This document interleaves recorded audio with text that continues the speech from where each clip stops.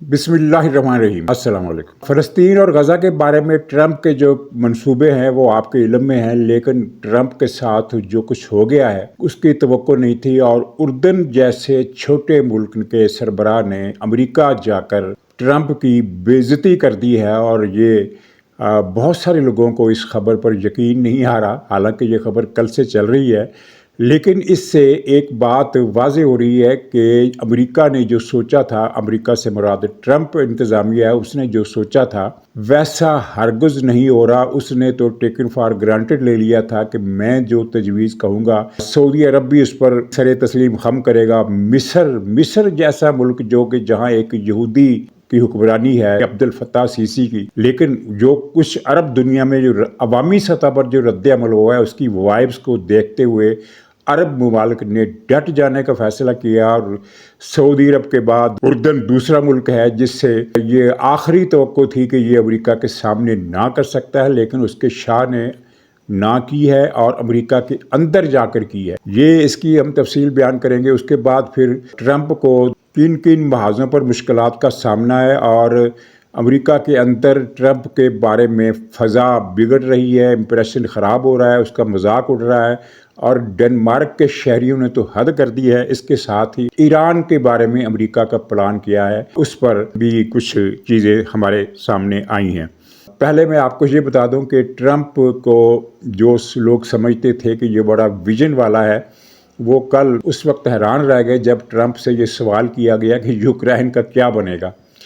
तो ट्रंप ने बड़ी संजीदगी से तज्ज़िया पेश किया, अपना मुदब्बराना तज्ज़िया पेश किया और कहा कि या तो रूस यूक्रेन पर कब्ज़ा कर लेगा या फिर रूस यूक्रेन पर कब्ज़ा नहीं कर सकेगा। ये ट्रंप की बसीरत है, ये विजन है। वो आने वाले हालात को जिस जाविये से देख रहा है उसमें ये कीमती इतला उसने दी है अपने सुनने वालों को कि या तो रूस यूक्रेन पर कब्ज़ा कर लेगा या फिर वो कब्ज़ा नहीं कर सकेगा। तो मुझे वो एक रवायती लतीफ़ा याद आया कि किसी टीवी पर क्रिकेट मैच हो रहा था, तो टीवी पर एक प्रोग्राम में किसी ने मुबस्सिर से पूछा कि आपका क्या ख्याल है कौन सी टीम जीतेगी।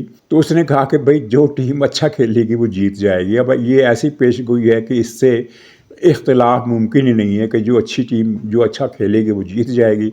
तो ट्रंप ने भी ये जवाब दिया यूक्रेन पर, उससे इख्तिलाफ नहीं हो सकता। ज़ाहिर है या रूस हार जाएगा या रूस जीत जाएगा, ये ट्रंप ने तज्ज़िया किया है। लेकिन असल बात यह है कि ट्रंप बरसरे इक़्तिदार आने के बाद यूक्रेन पर कोई फैसला नहीं कर सका, कोई क़तई फैसला नहीं कर सका। तज़ब्ज़ुब का शिकार है कि उसे अब क्या करना चाहिए, क्योंकि पहले तो ये तासुर था कि वो यूक्रेन पर रूस के कब्ज़े का हामी है, लेकिन अब लगता है कि अब उसे एहसास हो रहा है कि इसमें भी नुकसान आते हैं और इसमें भी नुकसान आते हैं, इसलिए वो कतई फैसला नहीं कर सका।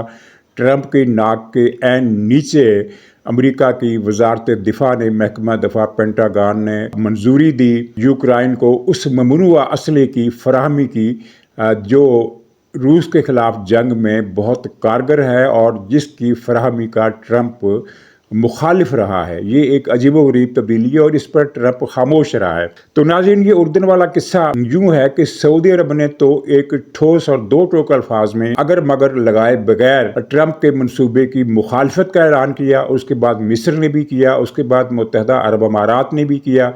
गोया के ताकतवर तरीन जो तीन मुल्क है अरब दुनिया के, मिस्र, सऊदी अरब और अमारात, हर लिहाज से ये ताकतवर है। इनके पास पैसा भी है, इनके सिफारती असरात भी हैं और ज़ाहिर है सऊदी अरब के पास हथियार भी हैं जो बहुत सारे अमेरिका की तरफ से दिए गए हैं। और अब ये इतला है कि सऊदी अरब चीन से बड़े पैमाने पर हथियारों की ख़रीदारी करने वाला है।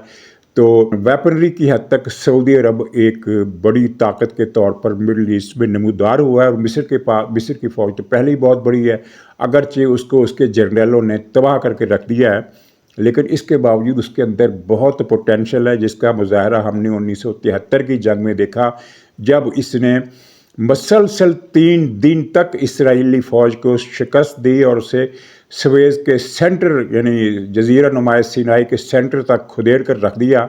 बाद में फिर अमेरिका की फ़ौजी मदद इसराइल को आई और फिर इसराइल ने जवाबी कार्रवाई की और वो इस तरह 1973 की जंग का नतीजा उलट हो गया और उसके अंदर से फिर कैंप डेविड मुआहदे का वो इफरीत नहूसत भरा इफरीत नमूदार हुआ जिसने खित्ते में इसराइली बालादस्ती की राह हमवार कर दी। तो शाह अब्दुल्ला को ट्रंप ने खसूसी तौर पर मेहमान के तौर पर बुलाया था। व्हाइट हाउस में वो उनके मेहमान रहे। फिर ओवल हाउस में ट्रंप ने उनके साथ उनको अपने दाएं तरफ बिठाकर प्रेस कॉन्फ्रेंस की और इस प्रेस कॉन्फ्रेंस से 2-3 दिन पहले ट्रंप ने ये धमकी दी थी, ये ऐलान किया था कि अगर गज़ा के ख़ात्मे का जो प्लान मैंने बनाया है मिस्र और उर्दन ने उस पर ना की तो हम इन दोनों मुल्कों की मदद बंद कर देंगे। इस धमकी के बाद और दूसरे साबका तखमीनों की बुनियाद पर ट्रंप को यकीन था कि वो शाह अब्दुल्ला को अपने पहलू में बिठाकर जो प्रेस कॉन्फ्रेंस करेगा उसमें शाह अब्दुल्ला उसकी हर बात की तायद करेगा, इनकार का तो सवाल ही पैदा नहीं होता। ये ट्रंप को यकीन था। इससे पहले पिछले हफ्ते उसने नेतन्याहू को साथ मिलाकर ऐसी ही प्रेस कॉन्फ्रेंस की थी और उस प्रेस कॉन्फ्रेंस में उसने कहा था कि कुछ भी हो जाए मैं गज़ा पर कब्ज़ा करके रहूँगा, गज़ा को ख़रीदूँगा, ये एक हीरा है और ये हमारा है और यहाँ से गज़ा के लोगों को निकलना होगा। और साथ ही फिर उसके बाद फ़ौरन बाद नेतन्याहू ने ये बयान भी दे दिया कि फ़लस्तीन जो स्टेट है ये सऊदी अरब में बननी चाहिए। मतलब इसका वाज़े था कि ये एक सप्लीमेंट्री कमेंट था जिसका मकसद इस गज़ा वाले प्लान को मुकम्मल शक्ल में पेश करना था कि सिर्फ गज़ा नहीं मगरबी किनारे को भी हम खाली कराएंगे और इस पर अमेरिका ने कोई रद्द-ए-अमल नहीं दिया। मतलब ये है कि ये बयान नेतन्याहू ने ट्रंप की तायद से दिया। तो हुआ ये कि वो शाह अब्दुल्ला को बिठाकर अपना ये अज़म दोहराता रहा कि हम गज़ा को ख़रीदेंगे, गज़ा पर कब्ज़ा करेंगे, गज़ा पर कंट्रोल करेंगे, ये हमारे लिए हीरा है, इसमें हम बस्तियाँ बसाएंगे और इसे खूबसूरत सरज़मीन बनाएंगे और गज़ा के लोगों को निकाल कर मिस्र, उर्दन दूसरे मुल्कों में भेजेंगे। वहाँ उन्हें रोटी पानी भी मिलेगा, रोटी कपड़ा भी मिलेगा, इलाज भी मिलेगा। पता नहीं इस तरह की वो बातें सारी करता रहा। तो शाह अब्दुल्ला जो थे ये इस मौके पर खामोश रहे, खामोशी से सुनते रहे और जब अखबार नवीसों से उनकी बातचीत की बारी आई तो उन्होंने सिर्फ इतना कहा कि हम इस पर सलाह मशवरा करके जवाब देंगे। यानी पहले ही मरहले पर उन्होंने ट्रंप को थोड़ा सा मायूस किया क्योंकि ट्रंप का ख्याल था कि शाह अब्दुल्ला यस करेगा, क्योंकि माजी का रिकॉर्ड तो ये बताता है कि शाह हुसैन और उसका बेटा अब्दुल्ला दोनों इसराइल के ताबेदार हैं, इसराइल के न्यासमंद हैं। लेकिन जैसा कि मैंने कहा कि अवाम के अंदर से जो वाइब्स आ रही है इसके बाद से अरब हुक्मरानों ने अपनी सोच बदल ली है और अपने सर्वाइवल के लिए और अपने मुल्क के सर्वाइवल के लिए उन्होंने ये इस हकीकत को समझ लिया है कि अगर हमने अब भी अमेरिका के आगे यस कहा तो फिर ना हमारा इक़्तिदार बचेगा और ना ही हमारी मुल्कों की सलामती की कोई ज़मानत रह सकेगी। ये लीबिया की तरह और सूडान की तरह कई टुकड़ों में बट जाएंगे, खाना जंगी के शिकार हो जाएंगे।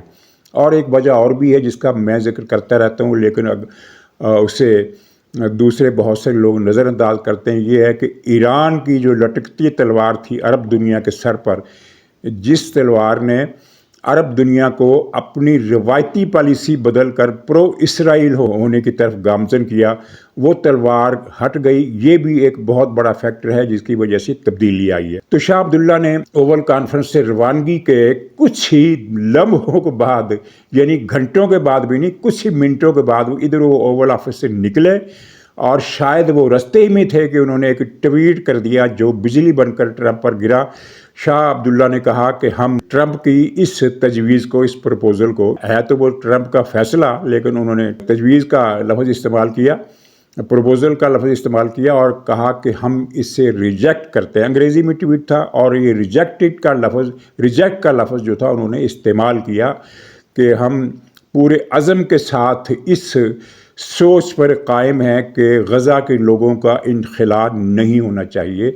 ये इनखला आलमी कानून की खिलाफ वर्जी है और हम इसकी मुखालफत करेंगे। लहजा बता रहा है कि मुखालफत से मुराद है मुज़ाहमत।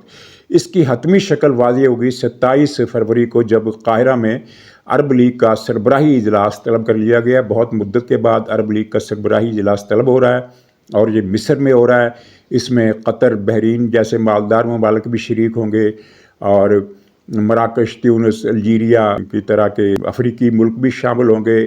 عراق کی شمولیت ابھی واضح نہیں ہے، ویسے عراق عرب لیگ کا ممبر ہے، اور شام بھی شامل ہوگا جس کو عرب لیگ میں بشار الاسد کے آخری دنوں میں واپس لے لیا گیا تھا۔ عمان ہے اور یمن ہے، کم سے کم جنوبی یمن اس کانفرنس میں شریک ضرور ہوگا، یعنی جو عدن کی گورنمنٹ ہے۔ شمالی یمن ایران کے کنٹرول میں ہے، اس کے ایران کے اتحادیوں کے کنٹرول میں ہے، اس کے بارے میں صورتحال واضح نہیں۔ تو یہ عرب لیگ کا اجلاس بہت اہمیت کا حامل ہے اور اس میں بڑے اہم فیصلے کیے جائیں گے، اور ٹرمپ کے لیے بہت حوصلہ شکنی کا ماحول بن رہا ہے۔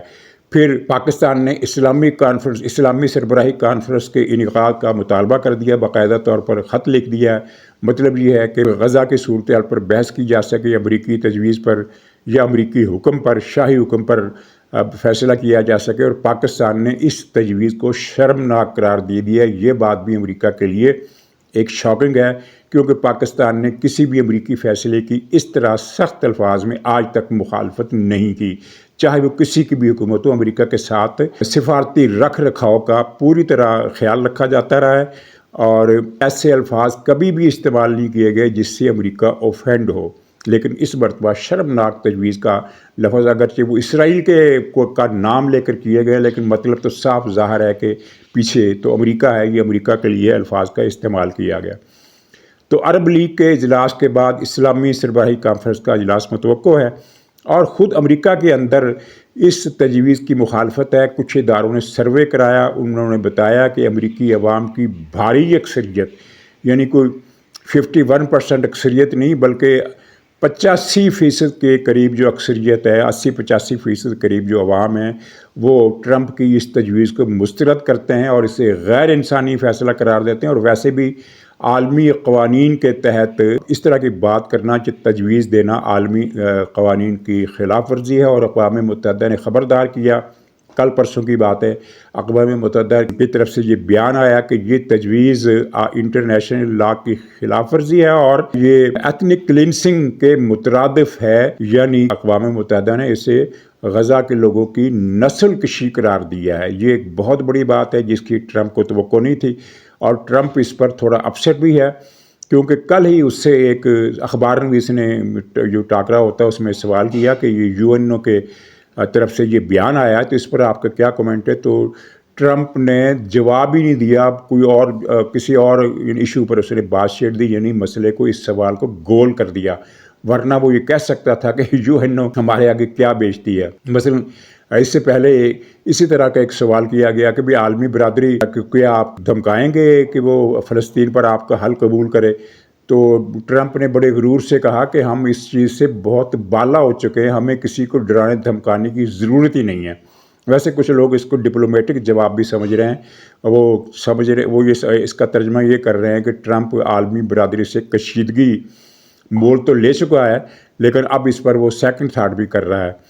تو اسی طرح روس کے مسئلے پر بھی، تو امریکہ کے اندر ٹرمپ کے خلاف ایک فضا بننی شروع ہو گئی۔ ابھی اسے صدر بنے 1 مہینہ نہیں ہوا تو اس کے خلاف فضا بننی شروع ہو گئی، یہ مذاق اڑ رہا ہے، اور امریکی عدالتیں اس کے کم سے کم 3 اہم فیصلے اڑا چکی ہیں، جن میں وہ امیگرینٹ سے جو ان کو باہر نکالنے کا فیصلہ وہ بھی شامل ہے۔ ایک بڑے افسر کی برطرفی کا حکم بھی کالعدم قرار دیا گیا ہے، وہ جو فنڈ روکے گئے ہیں ان کو بھی بحال کرنے کا حکم دیا گیا ہے۔ تو ٹرمپ بہت پریشان ہے عدلیہ کی طرف سے بھی، کیونکہ مسلسل پے در پہ اس کے خلاف فیصلے آ رہے ہیں۔ اسی پریشانی کی وجہ سے ٹرمپ نے کل یہ بیان دیا کہ عدالتیں ہمیں وہ کرنے دیں جس کے لیے ہم آئے ہیں، لیکن عدلیہ اس کی رستے کی رکاوٹ بن گئی ہے، اس لیے کہ ٹرمپ جو بھی فیصلے کر رہا ہے وہ امریکی آئین کے خلاف ہے، اور امریکہ میں یہ روایت نہیں ہے کہ کوئی بھی امریکی صدر آئین سے انحراف کر سکے۔ اور لیکن ٹرمپ صاحب جو ہے وہ دماغی عارضے کی وجہ سے تہیہ کیے ہوئے ہیں کہ میں نے صدارتی اختیارات کا شاہانہ استعمال کرنا ہے۔ عالمی سطح پر ایک وسیع ترین رد عمل امریکہ کے خلاف آیا۔ دنیا کا کوئی ملک ایسا نہیں ہے جس نے ٹرمپ کی تجویز کی حمایت کی ہو۔ فرانس سے لے کر جرمنی تک، اور آسٹریلیا سے لے کر اٹلی تک، اقوام متحدہ سے لے کر پوپ تک، سب نے اس کی مخالفت کی ہے۔ اور یہ جو اس کا گرین لینڈ پر قبضے کا اعلان تھا، اس کا ڈنمارک کے شہریوں نے نہایت توہین آمیز جواب دیا ہے۔ ڈنمارک کے شہریوں نے کہا ہے کہ اگر گرین لینڈ خریدنا ہے تو پہلے वो कैलिफोर्निया को बेचो। कैलिफोर्निया अमेरिका के सबसे मालदार रियासत है, सबसे तरक्की याफ्ता रियासत है, सबसे ग्लैमरस रियासत है, और ये वही रियासत है जिसके जंगलों में लॉस एंजल्स के पास आग लगी थी और जिसे हमारे कुछ हर बात में पैसा कमाने की दौड़ में शरीक हो जाने वाले लोगों ने सिर्फ पैसा कमाने के लिए इस तरह के व्लॉग किए, इस तरह के प्रोग्राम किए कि ये अल्लाह का अज़ाब है। इस तरह की बात करना अल्लाह की तौहीन है। अल्लाह का अज़ाब इतना छोटा नहीं होता कि वो चंद 100 किलोमीटर के जंगलों दरख्तों को आग लगाने के बाद वो ठंडा पड़ जाए, और अज़ाब इस तरह आता भी नहीं है।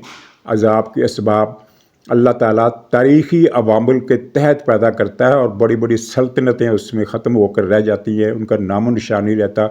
तो मुझे एक ये तजिए से हटकर मैं कि छठी इसकी बात कर रहा हूँ, मुझे कुछ स्मेल हो रहा है कि जिस तरह सोवियत यूनियन में ये आए थे गोर्बाचोव साहब, तो उनकी पॉलिसी जो थी वो कुछ और थी, लेकिन उनका वो जो ग्लासनास्ट और पेरेस्ट्रोइका की पॉलिसी उसने बनाई, उसके नतीजे में सोवियत यूनियन ख़त्म हो गया। तो ये ट्रंप जो है ये आतिशफ़शानी करके अमेरिका को कम से कम कमज़ोर ज़रूर करेगा। अमेरिका रूस की तरह बिखर नहीं सकता, सोवियत यूनियन की तरह। इसकी वजह मैं किसी अगले व्लॉग में बताऊंगा। लेकिन अमेरिका के ज़वाल का एक सबब ट्रंप हो सकता है, ये मुझे लग रहा है। नाज़रीन इजाज़त दीजिए, इंशाअल्लाह अगले व्लॉग में फिर मुलाकात होगी। तब तक के लिए खुदा हाफ़िज़।